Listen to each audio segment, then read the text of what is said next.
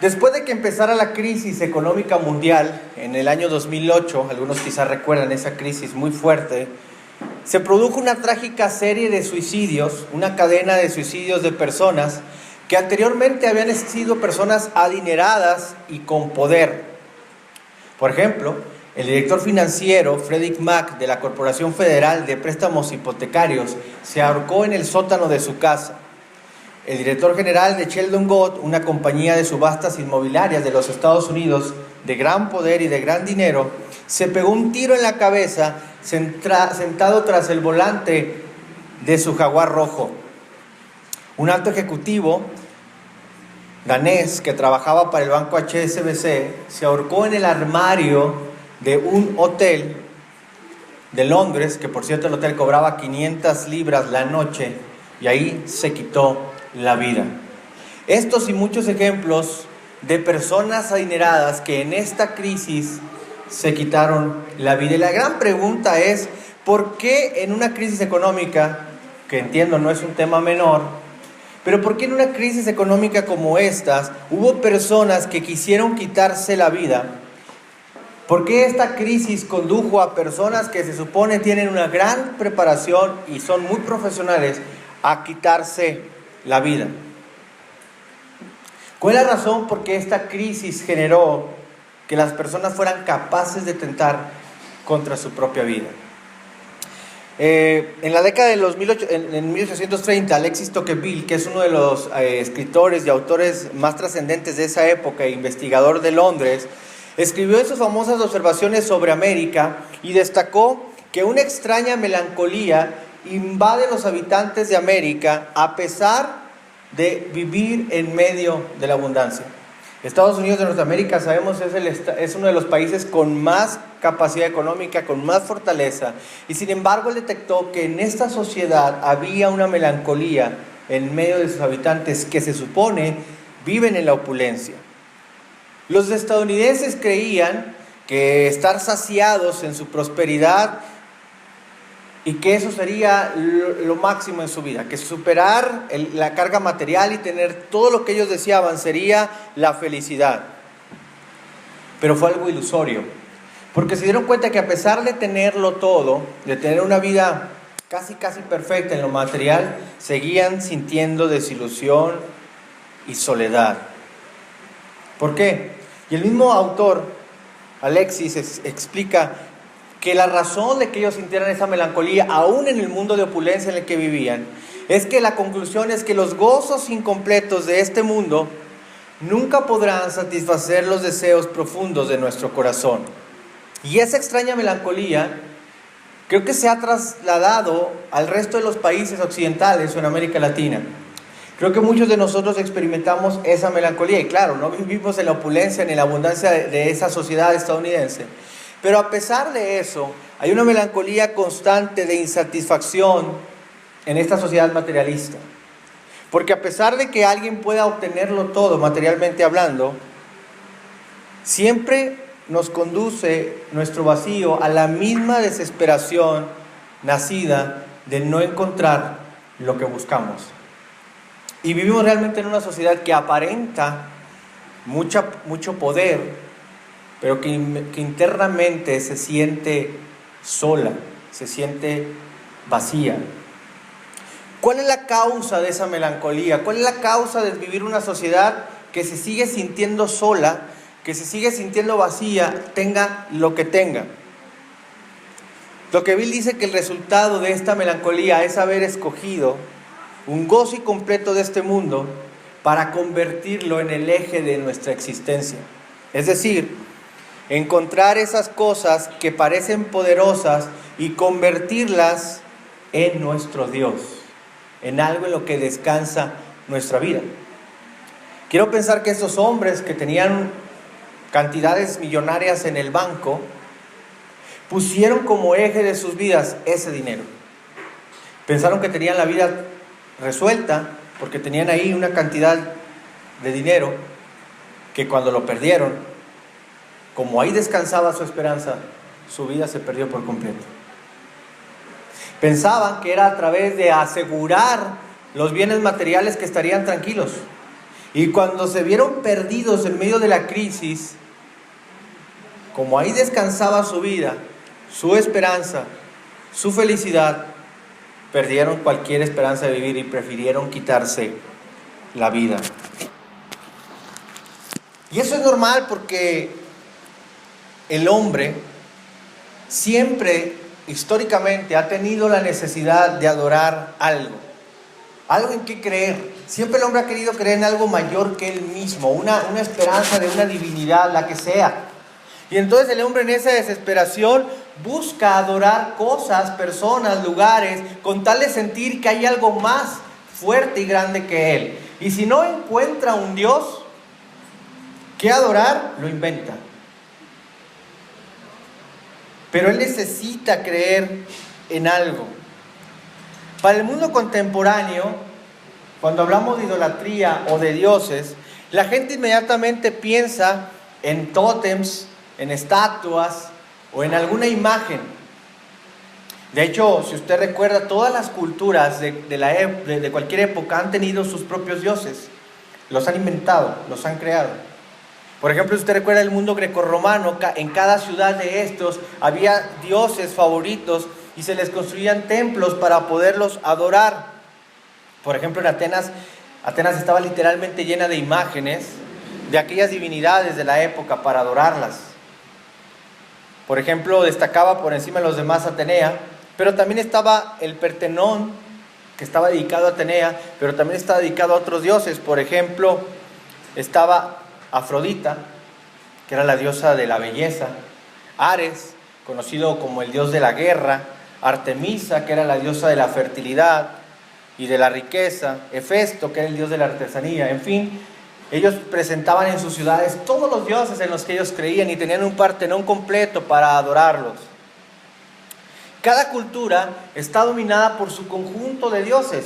Si venimos a la cultura mesoamericana o acá en América, nos vamos a dar cuenta que también tenían sus dioses, Tlaloc y el dios que era el dios de la lluvia, y cualquier otro tipo de dios que los grupos étnicos generaban con tal de adorar algo. Cada cultura tiene sus rituales, sus tótems y sus dioses. Porque ahí buscan presentar sacrificios a esos dioses para obtener de ellos algún beneficio, para obtener de ellos alguna bendición. Pero si bien es cierto que hoy en día nosotros quizás no estemos hablando de los nuevos dioses como esos dioses de estatuas, sí podemos hablar de los nuevos dioses que nosotros hemos generado, como el dios de la belleza, el dinero y el éxito. Son eso mismo que muestra la necesidad del hombre de adorar algo y que ha generado a sus propios dioses en su propia sociedad. Y es posible que usted diga, no, pero nosotros estamos en una sociedad diferente, ya evolucionamos, ¿cómo cree? Nosotros ya no danzamos para que llueva, nosotros ya no emitimos cánticos para que el sol haga algo. Nosotros ya no nos arrodillamos ante figuras. Y si bien es cierto que no nos arrodillamos físicamente ante la estatua de Afrodita, por ejemplo, pero sí es claro que hoy en día muchas de las jovencitas caen en depresión y en trastornos alimentarios porque sienten una preocupación desmedida por su imagen física.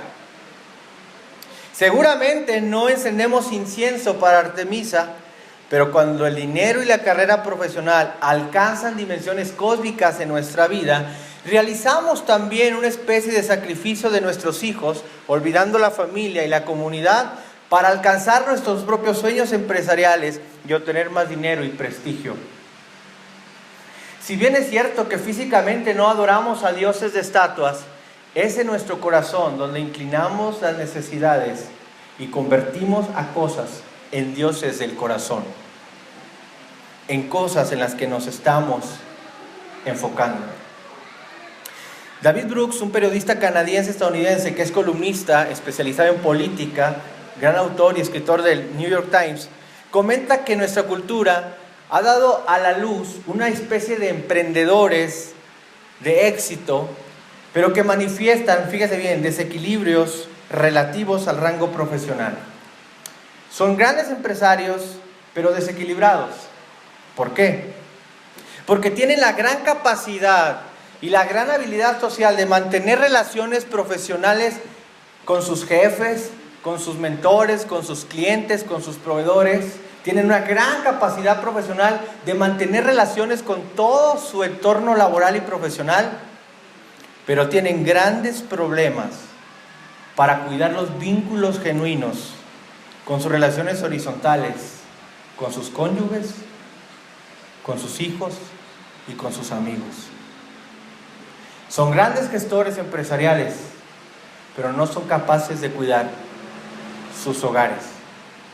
¿Cuántos presidentes salen diciendo que buscan la presidencia para ayudar a su familia, por amor a su familia, cuando llevan años en campaña olvidándola? ¿Cuántos profesionistas dicen todo lo que trabajo y lo que hago es por mis hijos, pero nunca los ven?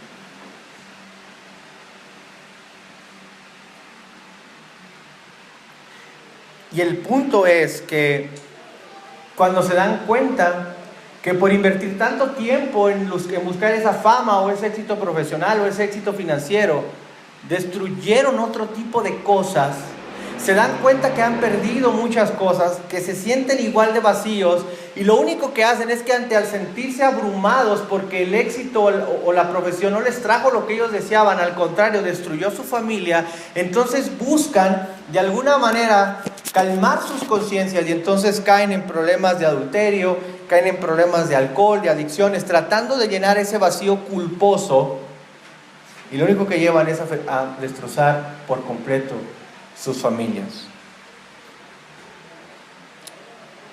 Habían sacrificado todo por el Dios del éxito y nunca fue suficiente, y ahora sufren las consecuencias. Y es que en la antigüedad las deidades estaban sedientas de sangre, costaba mucho aplacarlas, es decir, los dioses falsos exigen mucho de ti, tu tiempo, tu esfuerzo, tu energía, y al final de cuentas terminan fallando, y eso no ha cambiado en la actualidad. Pero ¿cuál es el problema? El gran problema de esta situación es que el corazón del hombre es una fábrica de dioses. El hombre toma lo que puede y cuando menos lo espera, lo hizo su Dios. Cuando menos lo espera, puede convertir el amor o el dinero en un Dios, o elevar el éxito a la categoría de divinidad. Y cualquier cosa en nuestra vida puede ser una alternativa de Dios para los hombres. Cuando pensamos en ídolos o en dioses, podemos pensar en estatuas o en ídolos de la música o del Hollywood, ¿no? que podemos ver. Y aunque la adoración a ciertos ídolos, aún estatuas, puede presentarse de manera general o en muchos lugares del mundo, la adoración que generamos a dioses del corazón es universal. Todos nosotros en algún momento hemos construido un Dios en nuestro corazón, un Dios al que hoy le rendimos pleitesía con nuestra vida, a veces consciente, pero la mayoría de las veces inconscientemente. Los hombres han puesto ídolos en su corazón. Lo que sucede es que el corazón humano toma cosas buenas, las que sean, como una carrera, el amor, los bienes materiales, incluso la familia, y los convierte en esenciales para su vida. Les da un poder de divinidad, los deifica como el centro de su vida, porque piensa que si tiene eso o a esa persona alcanzará el nivel de vida de trascendencia, de seguridad, de tranquilidad y plenitud. Cuando tú piensas que de eso vas a obtenerlo, lo estás haciendo una divinidad.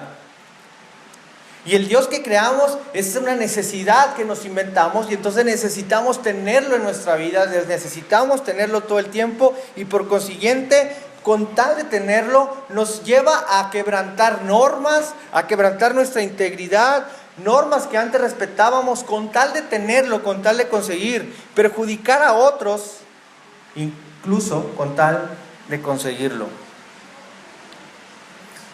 Y alguien puede decir, Bueno, pues desde esa perspectiva, pues todo puede ser un Dios. Bingo, todo puede ser un Dios. Aún las cosas buenas. Porque ninguna de las cosas que he mencionado es que sean intrínsecamente malas en sí. El problema es que nosotros le damos un valor desproporcionado que no tienen. Y queremos que nos den a nosotros cosas y plenitud y seguridad y esperanza que no pueden darnos. Y aún las cosas buenas pueden ser un Dios falso. Déjame darte un ejemplo. Algunos jugadores de béisbol de las ligas mayores, en un intento no solo de jugar bien al béisbol, sino de estar a la altura de grandes figuras y de ser muy famosos en su deporte, muy buenos, llegaron al extremo de recurrir a tomar esteroides y otras drogas para poder lograr su sueño, ¿no? Su ambición de querer ser los mejores. Como resultado, aparte de ser descubiertos, sus cuerpos fueron perjudicados, sus reputaciones se ensuciaron y dejaron de ser no solo los mejores, sino ya ni siquiera eran jugadores por el castigo impuesto. Algo legítimo como querer ser bueno en un deporte se convirtió en algo supremo para estos hombres, al grado de que esas exigencias pudieron más que cualquier otro valor que ellos pudieran tener como personas. Y así te puedo dar ejemplos de personas y gente que ha agarrado algo legítimo, en lo cual lo hizo supremo, le dio un valor que no tiene y lo convirtió en algo perjudicial en su vida. Los hombres nos hacemos daño hasta con la comida.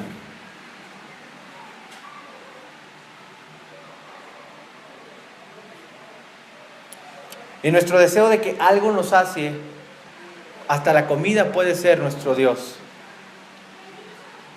Pero esta es una historia, la de los beisbolistas, que señala el error que muchos de nosotros cometemos frecuentemente, en pensar que los dioses falsos nos van a dar cosas que no tienen. Y pensar a veces que los ídolos en el corazón o los dioses falsos son solamente cosas malas, y la realidad es que no, pueden ser cosas muy buenas las que hacemos ídolos. Y es que entre mejor sea la cosa o el objeto, la persona, más propenso es que lo convirtamos en un Dios por las grandes bondades que presenta. Y ahora tú déjame ayudarte, porque puedes decir, bueno, ¿y cómo yo inconscientemente, porque muchos lo hacemos inconscientemente, cómo estoy fabricando un Dios? ¿Cómo puedes ayudarme para saber que estoy generando un Dios? Mira, es algo, cuando tú descubras o quieres descubrir si es un Dios en tu vida o un ídolo en tu corazón, es porque es muy importante para ti, más que cualquier cosa. Es algo que cautiva tu corazón, tu imaginación. Es algo en lo que tú esperas que te proporcione cosas desproporcionadas que solamente Dios puede darte. Es tan crucial y esencial para tu vida que si lo perdieras, tu vida carecería de sentido. Ocupa una posición de control tan fuerte en ti que te genera cambios desproporcionados en tu corazón, en la forma en la que inviertes el tiempo, el dinero y la energía. Es algo en lo que tu pasión está descontrolada y que lo necesitas para vivir. Y puede tratarse del aplauso de las personas, del éxito, de ganar dinero compulsivamente, de recursos emocionales, una posición social, una relación sentimental, la aprobación de las personas, la competencia, la capacidad de ser mejor, la comodidad de nuestras vidas, incluso el éxito cristiano. Pueden ser todos ellos un Dios falso o un ídolo en tu corazón.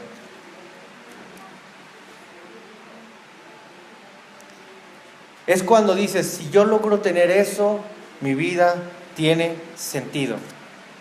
Con que eso esté bien, yo estoy bien. Con que yo tenga eso, no necesito más. Eso es un Dios en tu vida. Está mal pensar en cosas y en tener sueños y desear cosas, no. Pero cuando se desproporciona el sueño, cuando va por encima y toma otro tamaño y se convierte en el centro de nuestra vida o en el eje de nuestras vidas, ahí es cuando hay un problema. porque crees más en eso que en Dios. Cuando el sentido de nuestra vida consiste en eso, podemos llamarlo codependencia, pero en realidad es una idolatría, un Dios falso en lo que estamos confiando.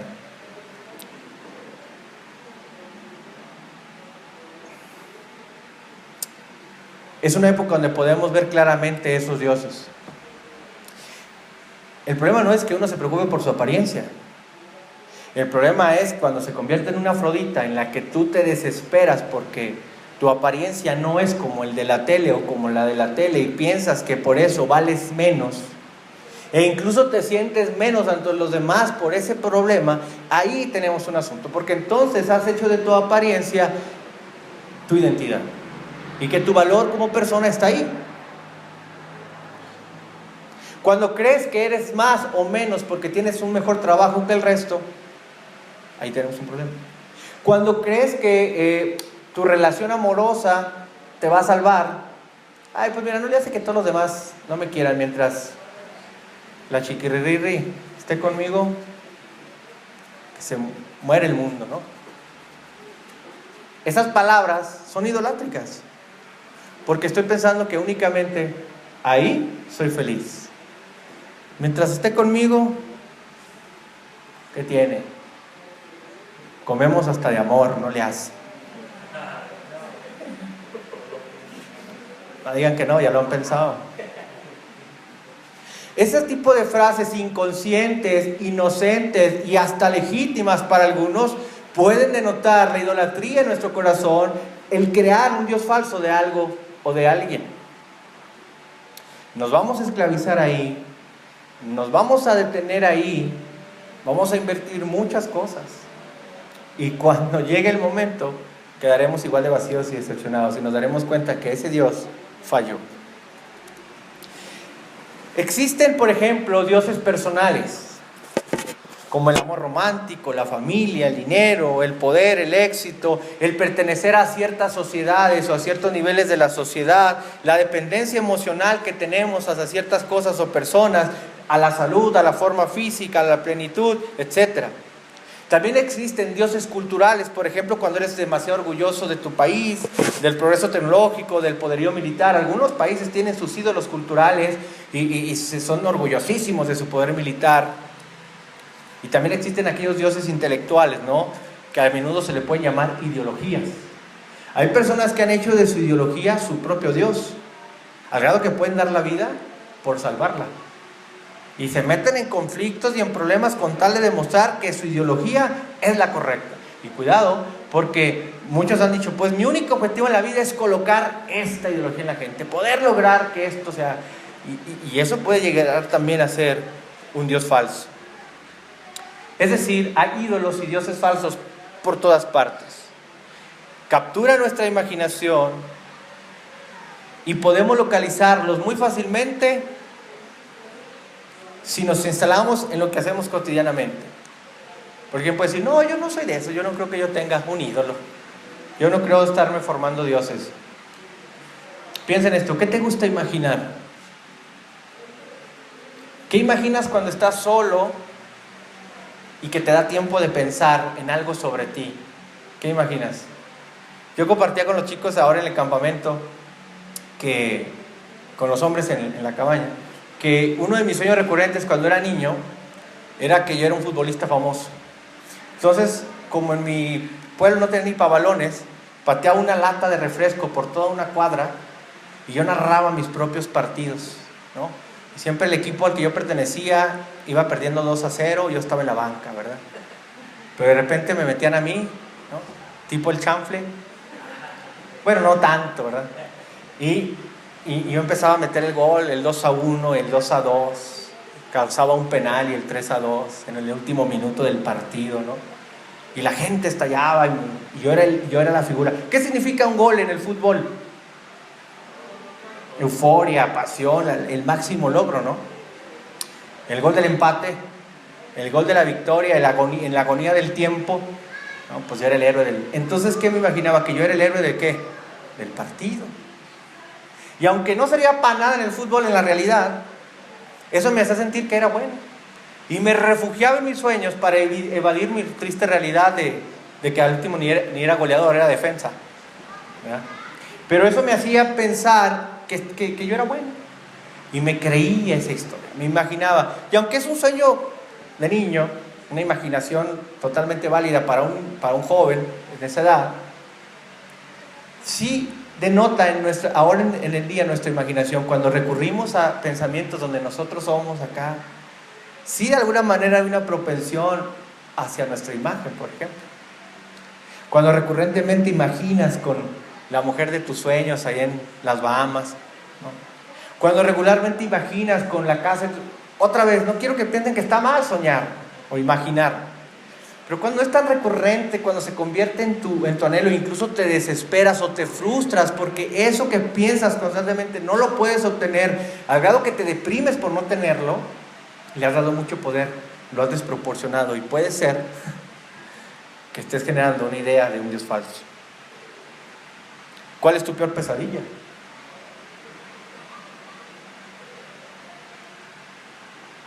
No, pues mi peor pesadilla es un día despertar y perderlo todo. ¿En qué estás confiando? Mi peor pesadilla es un día que se muera tal persona. Claro, que no estoy diciendo que no sea válido pensar en que se muere alguien, no nos duela, pero cuando tu peor pesadilla es recurrente y te da un terror horrible, es que ahí hay algo, ahí estás poniendo tu confianza. ¿Qué es a lo que más le temes? Yo le temo a quedar en la ruina. No, es lo peor que le puedo temer.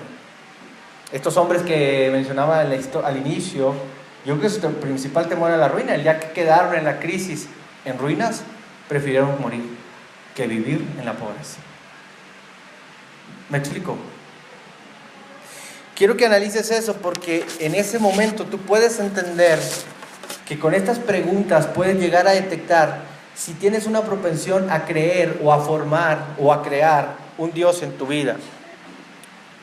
Dios debería ser nuestro único Señor, pero nosotros también servimos aquello a lo que amamos y en lo que realmente estamos confiando. Nosotros decimos que confiamos en Dios, pero en la mera hora estamos confiando a veces en otras cosas, en otras personas. Otra pregunta para ayudarte a descubrir tu Dios: ¿qué te pone furioso? ¿Qué te hace enojar? A mí, por ejemplo, alguien puede decir: a mí me molesta que no me respeten, que no respeten mi autoridad. Aquí yo soy el jefe en la casa. Eso puede ser que tú eres tu propio Dios y necesitas la autoridad. ¿Qué te pone ansioso? ¿Qué te pone depresivo? Esas cosas que nos pueden ver la raíz que hay en nuestro corazón y nos permiten ver que probablemente estamos muy centrados en nosotros o en alguna cuestión en la que estamos totalmente aferrados, y puede ser nuestra idolatría. ¿Qué nos tortura con culpabilidad al grado que no podemos liberarnos? Por ejemplo, yo recuerdo, bueno, les cuento mis cosas porque son algunas pifias, ¿no? Cuando llegué a tener algunos ridículos en público a los cuales ya me acostumbré, ¿no? Ya ahorita ya. Me acuerdo que no podía dormir. ¿Cómo fui a hacer eso en los honores? Qué bárbaro. Hacía algo mal y me preocupaba. ¿Por qué? ¿Qué era lo que me dolía de haberme equivocado? Que fue en público, ¿verdad? Que me vieron las personas. Y eso denotaba que me preocupaba de alguna u otra manera la aprobación de la gente. Estaba preocupadísimo por lo que pudieran pensar de mí después de esa pifia, ¿no? Y eso denotaba en mí que la aprobación de las personas para mí era importante. Y esas son preguntas que te puedes hacer para descubrir qué es lo que te está controlando, cuáles son los ídolos o dioses falsos que estás generando en tu corazón, que te están controlando, porque lo que te controla realmente es tu Señor. Es tu Dios en tu vida. Quien busca la aceptación está dominado por las personas a las que intenta complacer. Quien está dominado por el dinero tendrá la obsesión de trabajar y trabajar, no importa lo que tenga que sacrificar. Quien está controlado por una relación amorosa invertirá lo que sea, incluso aguantará la enfermedad y los patógenos que tenga la relación, con tal de que no, pégame pero no me dejes, porque no me quiero sentir solo. ¿Me estoy explicando? Quien te controla hará que te esclavices y te hará una adicción a ese Dios para lograrlo, para tenerlo. Déjame llevarte para ir terminando a la solución del problema. Hasta aquí hemos entendido que inconscientemente hemos generado dioses en nuestra vida. No los dioses de la época o de la otra cultura, sino los propios que hemos forjado en el corazón con tal de tener la necesidad o de cumplir con la necesidad de adorar algo. Y que cualquier cosa puede ser un Dios cuando desproporcionadamente le damos un valor que no tiene. Pero la única manera de liberarnos de la influencia destructiva de los dioses falsos es volvernos al verdadero, al Dios vivo, al Dios de la Biblia, al Dios que se reveló en la naturaleza, en su palabra, en el monte Sinaí, en la cruz, el que realmente puede llenarte por completo, puede llenarte de gracia y de verdad, y el cual no va nunca a fallarte. Escúchame, si esperamos que alguna cosa creada le dé sentido y esperanza a nuestra vida, que solo Dios puede darnos, al final no conseguirá hacerlo, y lo único que causará es que va a romper nuestro corazón. La Biblia está repleta, escúchame, de historias de hombres idólatras, de hombres que también tuvieron sus dioses falsos, como el amor, el dinero, el éxito o el poder. Todos en algún momento tuvieron una batalla en su corazón contra su propio ídolo, y la Biblia lo revela para que podamos ver que esos hombres tuvieron sus luchas contra sus dioses falsos cuando se pusieron en algún aprieto. Yo quiero contarte de uno de los hombres más famosos de la Biblia, culturalmente, históricamente hablando, en las épocas, y es Abraham. Como la mayoría de los hombres de la antigüedad, Abraham era un patriarca famoso, que hoy en día incluso otras religiones lo consideran el padre de la fe. Y todos conocen la historia. Abraham fue llamado por Dios para salir de la tierra donde él estaba e irse a otro lugar que Dios le mostraría para hacer de él una nación grande y poderosa. El llamado de Dios lo llevaba a la fe, porque él necesitaba dejar todo lo que tenía e ir a un lugar que no sabía cuál era, ni qué le esperaría allá. Pero él se fue. El anhelo de Abraham es que él quería un hijo. Su esposa era estéril y no podían tener hijos. Y el contrasentido de la historia es que Dios le promete que hará una nación grande de él, pero no tenía hijos. Y el dolor de Abraham es que en esa cultura lo más importante, o algo que te daba identidad como persona y como familia, era tu descendencia. Tener un hijo a quien darle tu apellido, a quien darle tu descendencia. La identidad de las familias se gestaba desde tener una correcta descendencia, herederos.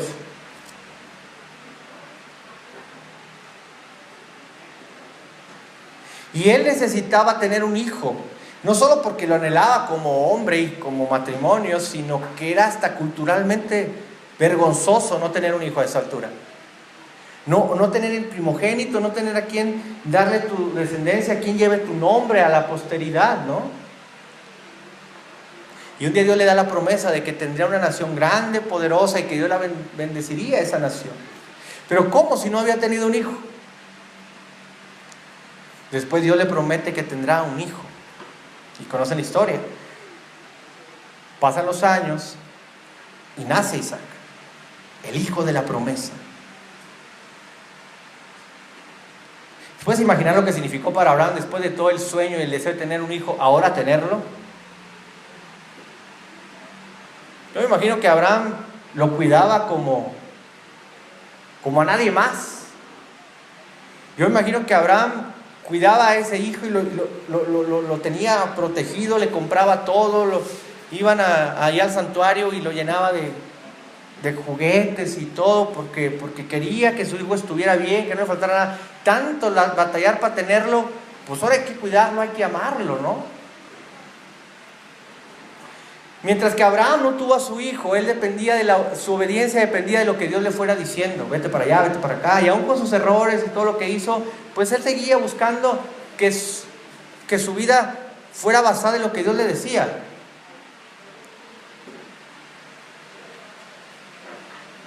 Pero a partir de que nació Isaac, su vida era más basada en lo que le pasaba a su hijo que en lo que Dios fuera diciendo. Ya sé qué están pensando. Isaac se había convertido en algo muy, pero muy importante para Abraham. Claro, era su hijo, pero al grado de convertirse en su nuevo Dios, en lo que él dedicaba tiempo, esfuerzo, energía, más que en Dios. Y no digo que esté mal amar a los hijos, cuidarlos, protegerlos, es nuestra responsabilidad, pero no para ponerlos en el lugar de Dios, no para ponerlos como la base en la que vamos a vivir. Porque la base en la que vivimos es Dios.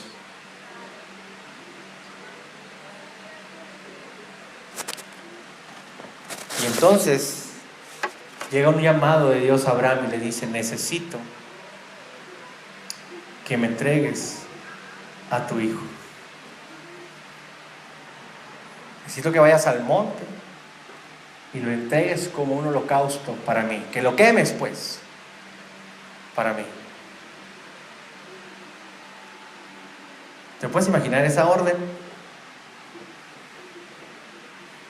A ver, espérame. Yo nunca tuve hijos. Tú veniste a decirme que tendría una nación. Me diste uno. ¿Y ahora me lo quieres quitar? Y luego, si me lo quitas, ¿qué? Con esa promesa de la nación que va a venir.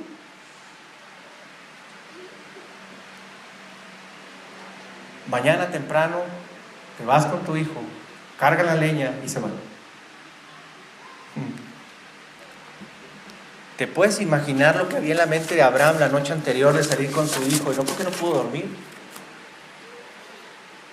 Piensa, imagínate que Dios te dijera algo con tu hijo, de tu hijo, no sé, el que sea, si tienes 2, 3, el que sea, yo pienso que es igual.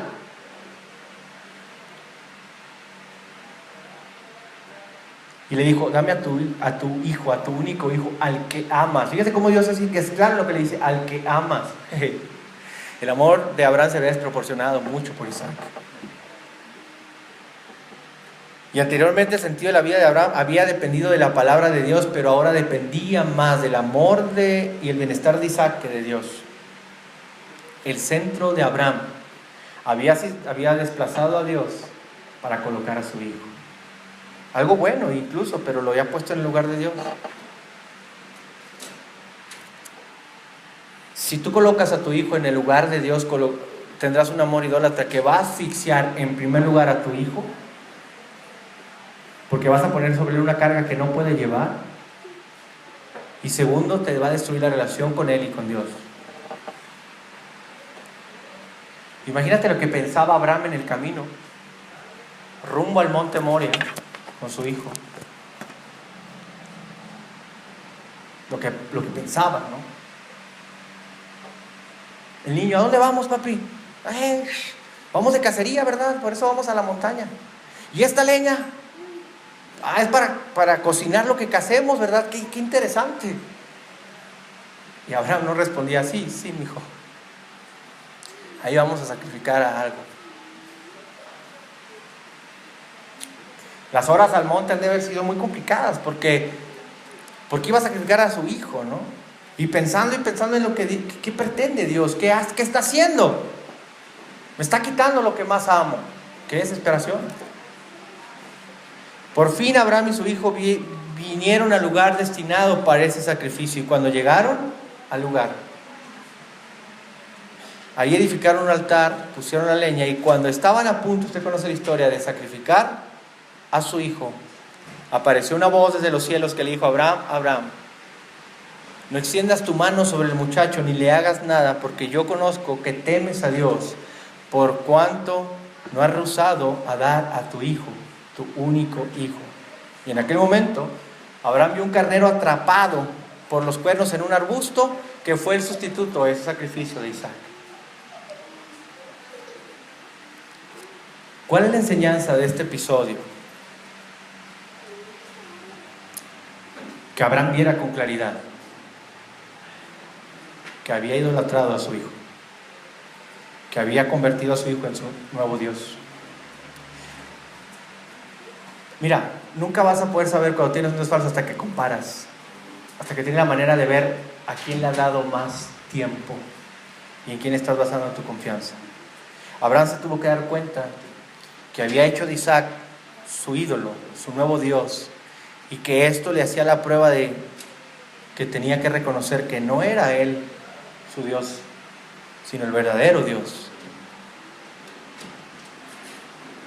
que necesitaba regresar al Dios verdadero. Y Dios le dice: porque no rehusaste darme a tu hijo, sino que mostraste temor. Y con ese temor no está hablando de miedo, sino porque ya me demostraste que sí me amas y que puedes ser capaz de amarme por encima de tus propios ídolos y tus propios dioses.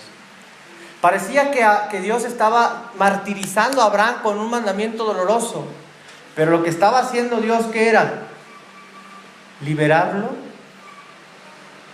de su idolatría, liberarlo de su propio Dios y hacerlo entender que su amor por Isaac se había vuelto idolátrico, que se había olvidado del Dios verdadero y que debería regresar.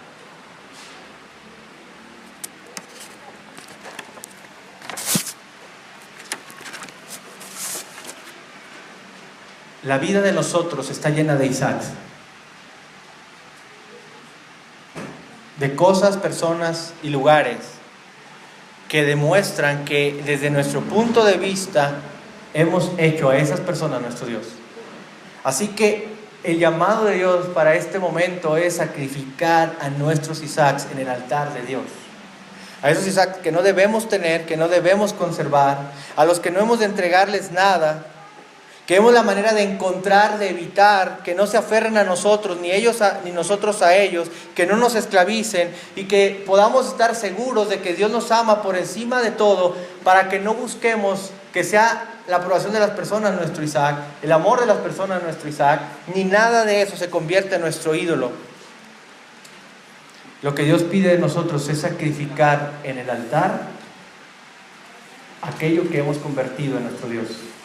Exponer, sacar de nuestra vida esas raíces de idolatría y de Dios falso que nosotros nos hemos creado. Antes, escúchame bien, antes de que sean sanguinarias y destruyan nuestra vida, antes de que nos demos cuenta que nos hemos equivocado. Necesitamos ubicar a nuestros Isaacs y llevarlos al altar y sacrificarlos, exponerlos, llevarlos al hambre, matar a esa idolatría, destruir a ese Dios falso que nos está destruyendo a nosotros, volviendo al Dios verdadero, sabiendo que es lo único que tenemos. Quizás se dificulte hacerlo, pero hay alguna esperanza en medio de esto.